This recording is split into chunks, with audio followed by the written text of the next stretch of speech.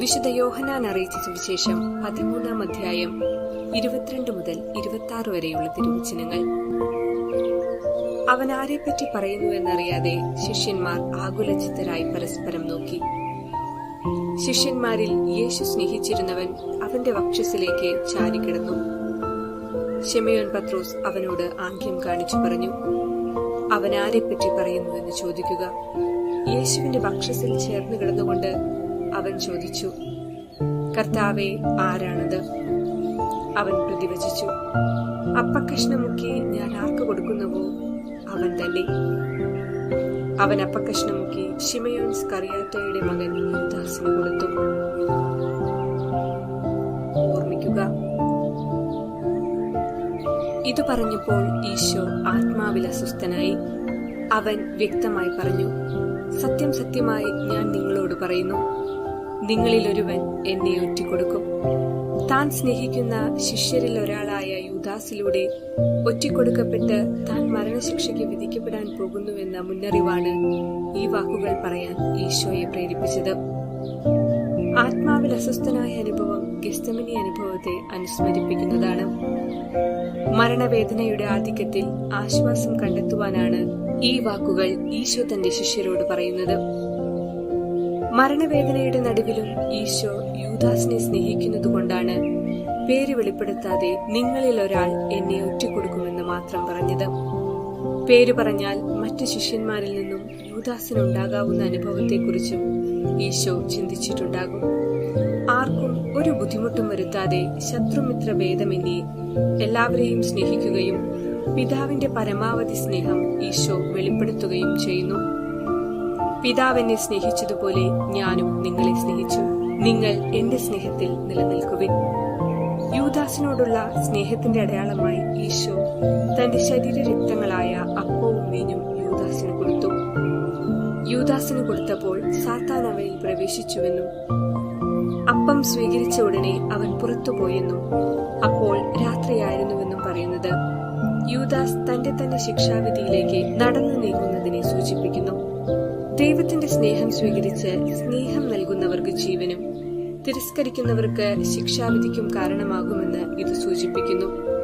ഈശോ വഴി പിതാവിന്റെ പരമാവധി സ്നേഹമാണ് നമുക്ക് തന്നതെങ്കിൽ നാമും ഈശോ കാട്ടിത്തന്ന വഴിയിലൂടെ സഞ്ചരിച്ച് പിതാവിനെ മഹത്വപ്പെടുത്തുവാൻ കടപ്പെട്ടവരാണ്. ഈ തിരിച്ചറിവ് എല്ലാവർക്കും ഉണ്ടാകട്ടെ എന്ന് പ്രാർത്ഥിക്കാം.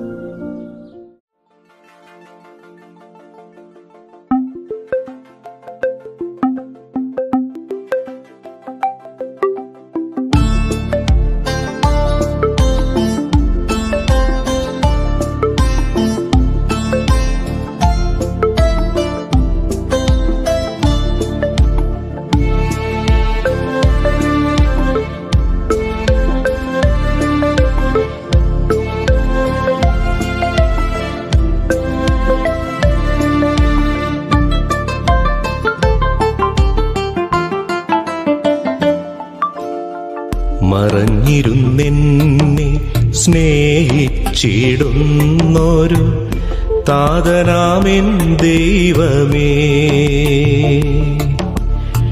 മറനീക്കി എന്നെ സ്നേഹിച്ചിടാൻ തൻ സുതനെ നൽകിയ ദൈവമേ, മറഞ്ഞിരുന്നെന്നെ സ്നേഹിച്ചിടുന്നൊരു താതനാമെൻ ദൈവമേ,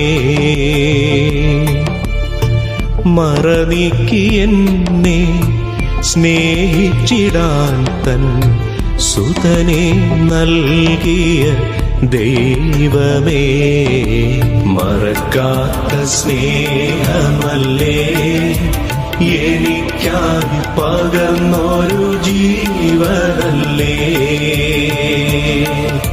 ക്ഷമിക്കുന്ന സ്നേഹമല്ലേ ഒരിക്കലും നിലയ്ക്കാത്ത കരുണയല്ലേ, മറക്കാത്ത സ്നേഹമല്ലേ എനിക്കായി പകർന്നൊരു ജീവനല്ലേ, ക്ഷമിക്കുന്ന സ്നേഹമല്ലേ ഒരിക്കലും നിലയ്ക്കാത്ത കരുണയല്ലേ.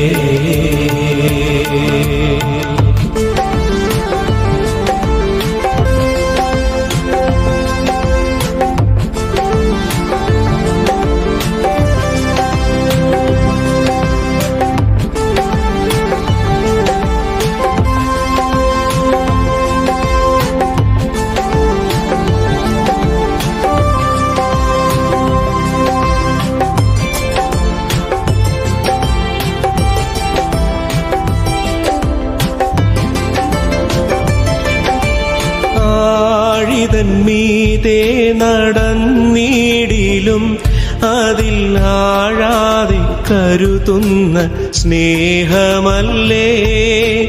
ആഴിതൻ മീതെ നടന്നിടിലും അതിൽ ആഴാതെ കരുതുന്ന സ്നേഹമല്ലേ.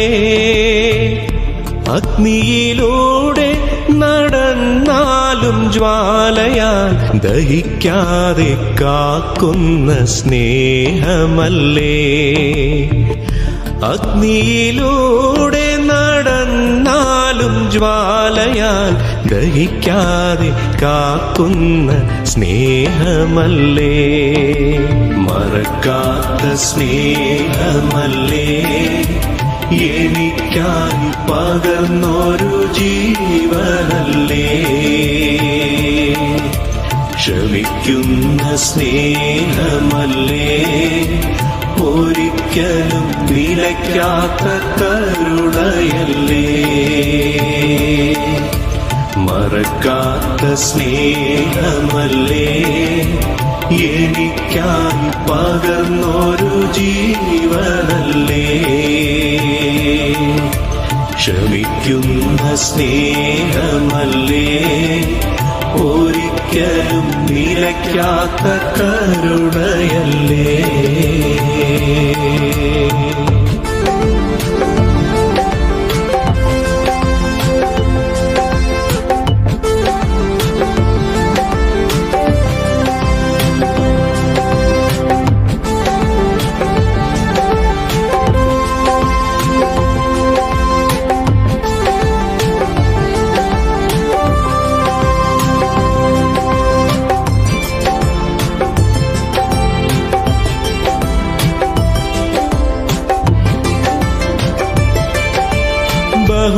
ബഹുമാന്യനായി എന്നെ ഉയർത്തിയിടുവാൻ മുന്നിൽ അപമാനിതനായി നിന്നവനേ. ബഹുമാന്യനായി എന്നെ ഉയർത്തിയിടുവാൻ മുന്നിൽ അപമാനിതനായി നിന്നവനേ. വിലയേകി എന്നെ സ്വന്തമാക്കിയിടുവാൻ വിലയേറും നിന്നിണം ചിന്തിയില്ലേ. വിലയേകി എന്നെ സ്വന്തമാക്കിയിടുവാൻ വിലയേറും നിന്നിണം ചിന്തിയില്ലേ. മറഞ്ഞിരുന്നെന്നെ സ്നേഹിച്ചിടുന്നൊരു താതനാമെൻ ദൈവമേ. മറനീക്കി എന്നെ സ്നേഹിച്ചിടാൻ തൻ സുതനെ നൽകിയ ദൈവമേ. മറക്കാത്ത സ്നേഹമല്ലേ. എനിക്കായി പകർന്നൊരു ജീവനല്ലേ. ക്ഷമിക്കുന്ന സ്നേഹമല്ലേ. ഒരിക്കലും നിലയ്ക്കാത്ത കരുണയല്ലേ. മറക്കാത്ത സ്നേഹമല്ലേ. എനിക്കായി പകർന്നൊരു ജീവനല്ലേ. ക്ഷമിക്കുന്ന സ്നേഹമല്ലേ.